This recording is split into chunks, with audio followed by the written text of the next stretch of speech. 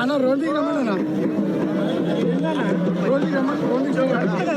Media అంతా కొద్దిగా ఎందుకు వస్తే అందరూ వస్తారు.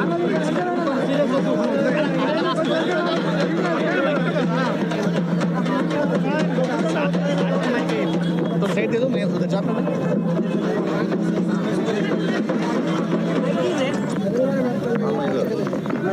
దీనికి ఒక బీసీలు మాత్రమే కాదు, అన్ని వర్గాలు పార్టీల పరంగా ఈ పిలుపును ఇచ్చినాయి కాబట్టి ఇలా 100% అన్ని వర్గాల పేరు నిజమే కదా.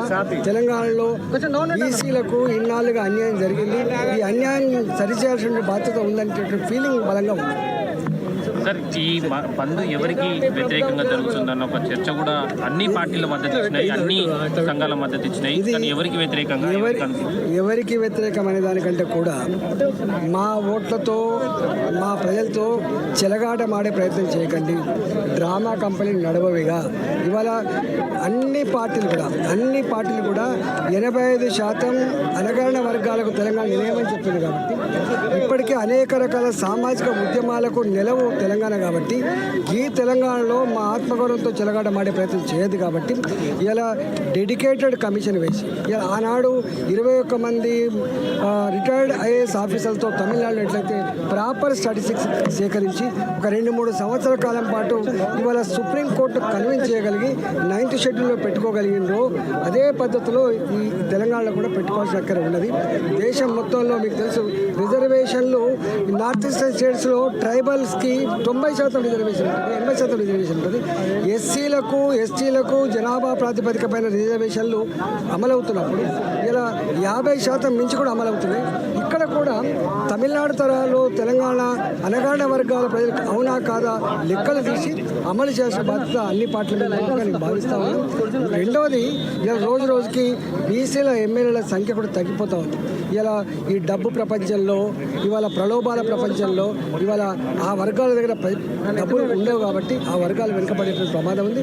అంతో ఇంతో రిజర్వేషన్లు వచ్చిన తర్వాతనే ఇవాళ సర్పంచులుగా ఎంపీటీసీలుగా జడ్పీలుగా ఎదుగుతూ ఉన్నారు కాబట్టి అక్కడి నుంచి ఎమ్మెల్యేలుగా ఎదుగుతూ ఉన్నారు కాబట్టి ఇంత చేసినప్పటికి కూడా ఇవాళ స్వతంత్రం వచ్చిన తర్వాత ఇప్పటి వరకు ఒక్క ముఖ్యమంత్రి కూడా బీసీ కాలేదు.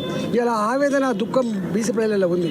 వాటిని అడ్రస్ చేయాల్సిన బాధ్యత అన్ని పార్టీల మీద ఉందని చెప్పి ప్రజలు భావిస్తూ ఉన్నారు కాబట్టి డ్రామాలు ఆడకుండా డ్రామా కంపెనీలకు నడపకుండా నిక్కచ్చిగా చిత్తశుద్ధితో ఈ సమస్యను పరిష్కరించాలని చెప్పి వాళ్ళ బీసీ ప్రజలు కోరుతుండో అది అన్ని పార్టీలు మద్దతిస్తున్నాయో అది ఆచరణలో అమలు కావాలని చెప్పి డిమాండ్ చేస్తున్నారు. కాంగ్రెస్ బీజేపీ మీదనే ప్రధానమైనటువంటి ఆరోపణలు చేస్తుంది. బీజేపీ సహకరించట్లేదు, అందుకే రావట్లేదు అని దాన్ని అందుకని నేను అంటున్నా, ఇట్లాంటి పరస్పర ఆరోపణలు పక్కన పెట్టి చిత్తశుద్ధితో నిజాయితీతో చేయండి. నేను చాలాసార్లు ప్రెస్ మీట్లో చెప్పినాను.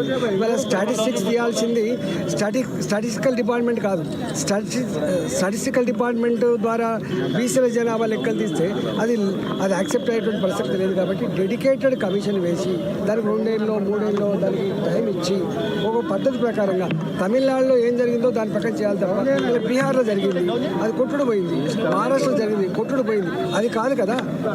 నిజాయితీతో కూడినటువంటి ప్రయత్నం తమిళనాడులో జరిగింది, ఇక్కడ కూడా జరగాల్సి ఉంది. 100% వాళ్ళు ఒకటే అంటున్నారు, మీరు సుప్రీంకోర్టుకు వచ్చినప్పుడు హైకోర్టుకు వచ్చినప్పుడు ప్రాపర్ రండి, లేకపోతే సాధ్యమే. ఆర్థికంగా సామాజికంగా విద్యాపరంగా ఉద్యోగాల పరంగా మీరు ఏదైతే చెప్తా ఉన్నారో దాన్ని స్టాటిస్టిక్స్ తీసుకురామని చెప్తున్నారు. ఎక్కడైనా చెప్పండి. ఇలా బీసీల కులగణన చేస్తున్నప్పుడు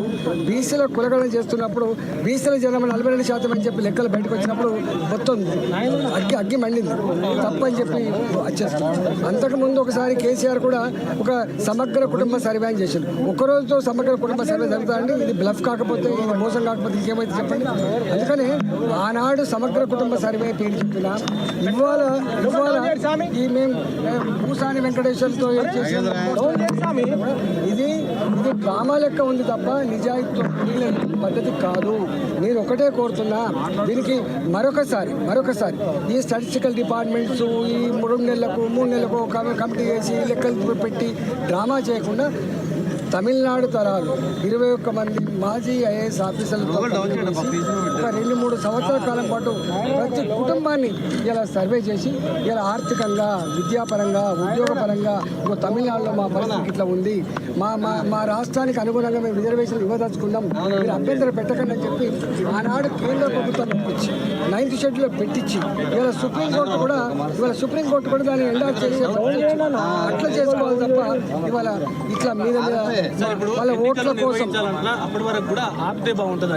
ఇవాళ తక్షణమే 42% ఇవ్వాలని కోరుతున్నాం, తక్షణమే ఎన్నికలు నిర్వహించాలని కోరుతున్నాం. ఇట్లా సాధ్యమవుతుంది సార్? 42% మీరు సాధ్యం కాదంటా ఉన్నారు, ఎన్నికలు నిర్వహించాలంటున్నారు. ఇట్లా ఇవాళ పార్టీల పరంగా ఏ పార్టీకి ఆ పార్టీ 42% రిజర్వేషన్ ఇచ్చుకోండి. నువ్వు చెప్పేదేంటి? ఆల్రెడీ ఇప్పటికే గ్రామీణ ప్రాంతాల్లో ఇవాళ ఉన్నదే బీసీలు, గ్రామాలలో ఉన్నదే బీసీలు. నువ్వు ఇయ్యకముందే ఇప్పటికే గ్రామీణ ప్రాంతాల్లో సర్పంచులుగా, ఎంపీటీసీలుగా అనేక మంది అనగాడ వర్గాలకు సంబంధించిన వాళ్ళు ఉన్నారు. కాబట్టి నువ్వు కొత్తగా ప్రవచించాల్సింది ఏం లేదు. నేను ఒకటే కోరుతున్నా, ఒకటి 42% రిజర్వేషన్ల కోసం నిజాయితీగా ఏముందో బయటపెట్టే ప్రయత్నం చేయండి, కన్విన్స్ చేసే ప్రయత్నం చేయండి. 119 ఎమ్మెల్యేలు అన్ని పార్టీల మద్దతు 119 మంది ఎమ్మెల్యేలతో పోదాంపా ప్రధానమంత్రి గారు కలవడానికి, అడుగుదాంపా. తీసుకోండి, తప్పకుండా తీసుకోండి. ఇవాళ భారతీయ జనతా పార్టీ కూడా వెనుకబడిన వర్గాలకు అంతో ఇంతో అధికారాలు ఇచ్చిన పార్టీ భారతీయ జనతా పార్టీ. మీకు తెలుసు, కేంద్రంలో ఉన్న మంత్రివర్గంలో 27 మంది మంత్రులు మొట్టమొదటిసారిగా ఇచ్చిన పార్టీ భారతీయ జనతా పార్టీ. ఇది